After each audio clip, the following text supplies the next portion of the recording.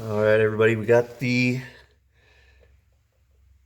NV5600 all bolted in along with the NP271 transfer case after work earlier this week.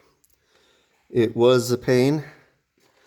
The NV5600 is about 100 pounds heavier than the NV4500, so the way we got this in here was we stuck it on the transmission jack outside of the vehicle. We then had to jack up the rear end. I took my traction bar off here, took the wheel off, got it on the jack stands, and then what we ended up having to do, and I would not recommend because it's pretty dangerous, was stack two 4x4s on top of the jack, pick up the differential like another 6 inches or so, maybe even further off those jack stands, and had to wiggle that thing over through here, twist it around between the exhaust and the fuel tank, and send it straight down here up to the flywheel.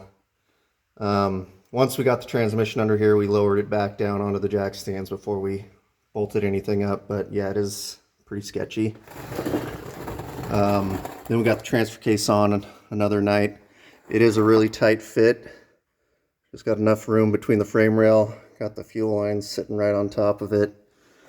This does push the axle or the drive shaft mount way back here behind the cross member. I do have a 2-inch leveling kit, so I may run into an issue on full droop. Right now I do have the tire off the ground. I think I'm just gonna barely miss the cross member. If you don't have a leveling kit on, you should be fine. But any more than a 1 or 2 inch leveling kit, and you're gonna have some issues with the front drive line hitting your cross member. So you may have to do a custom cross member or move this thing back, mod up a new mount on the frame, and then go back to using this front set of mounts that the NV4500 was on instead of what it's going to mount up to back here. You do have to use the NV4500 transfer case mount. The NV5600 is too narrow between these slots, but the NV4500 mount bolts right up. I just haven't put it in yet.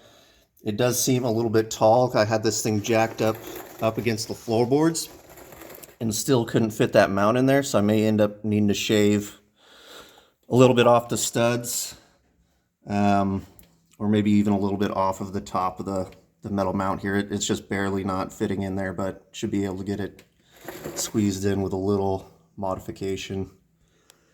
But I'm going to take the drive lines in to lengthen the front, shorten the rear, and then, I did discover the NP271. They didn't have a vacuum actuator on the later models like this model does.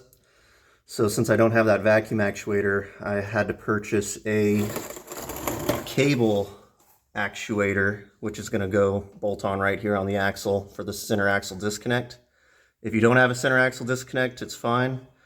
But if you do have the vacuum actuated one, you're either going to need to transfer the actuator onto the NP271, which I have heard you can do.